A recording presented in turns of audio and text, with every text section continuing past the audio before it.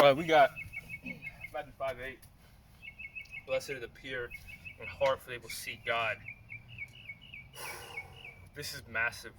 How can you expect to see God if you're spending it jacking off all the time, being nasty, looking at bad things, looking at pornography, looking at just horrible stuff, wasting it on TV shows, on movies, on anime, on video games?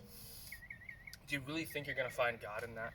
Do you really think you're gonna find God in that? Now, hey, maybe there's some weird thing where playing video games you can maybe find God, sure, whatever the frick. But you're probably not going to. So why would you? There's no reason to. And if you can't stop doing those things, then you're freaking addicted. You're addicted. Like we need to, if you're not gonna find God, if you're not pure of heart, like He might show you little glimpses of Him, but if you really want to seek Him, you really want to see His face, you gotta be pure in all that you do, in your thoughts, right? Because your actions flow from your thoughts flow from your actions, from your behaviors. The things that you do on a daily basis, those are the things that influence your thoughts. And the thoughts you have in your head, those are the things that influence the things that you do on a daily basis. It's circular. So if you're constantly looking at bad stuff like pornography or horrible stuff, or whatever, or just wasting it on TV or movies, that's gonna affect what you think up here, right? Things. Don't just think that if you look at some movie or TV show that, oh, I'm just watching it for fun. No, it is influencing your subconscious. It is telling your subconscious a story, a narrative, and your subconscious, which is your autopilot, is gonna line you up for that narrative. So if the narrative is something bad, like let's say you're watching some dumb freaking TV show like Love Island, okay? Like, oh, it's just for fun, or The Bachelor, or whatever.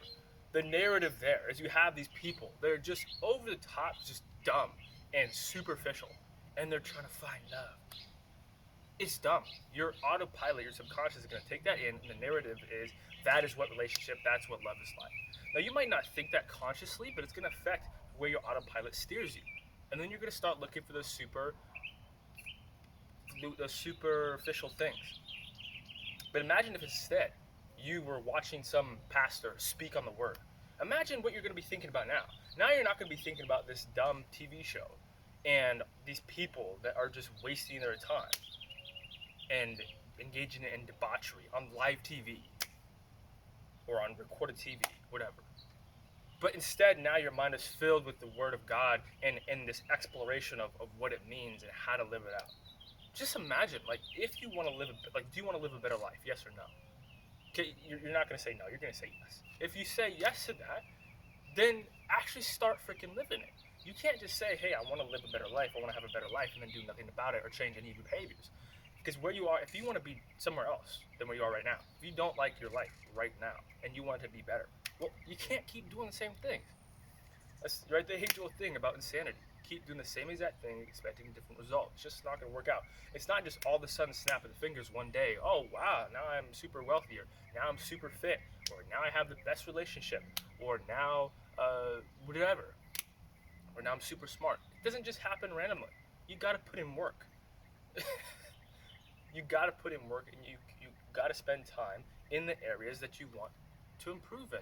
If you want a better relationship with God, you got to spend time in the Word. You got to spend time meditating on His Word. You got to spend time with Him in silence and just soaking in His presence and worshiping Him. If and the crazy thing is, if you do that, every other area of life is going to improve because it's going to give you pureness of thought. When you have pure thought, you're going to do things better. Things that just work out well. When you have pure thought, what do? Your pure thought is, oh wow, I'm going to help that person, instead of, oh, I need to get this person to give me money. Okay, now you're going to help this person. What's going to happen? Well, if you start helping people and giving from your heart and not expecting that, or not doing it because you need to get something for yourself from them, but instead you're doing this thing to give them something and to help them, well, then people are going to give to you. It just works. It's a principle.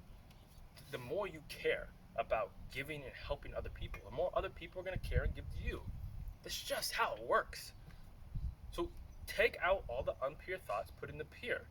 Now, a bad way to do this, a really inefficient way, is start taking out all your bad habits. Sure, you could do that. You could go completely cold turkey. You could get rid of every single thing. Fantastic. Right? You're just going to fall back into it. You can try it, sure, whatever. But a better course of action for most people is going to be, hey, just add a bunch of new things in and add those things and have those things take up your time.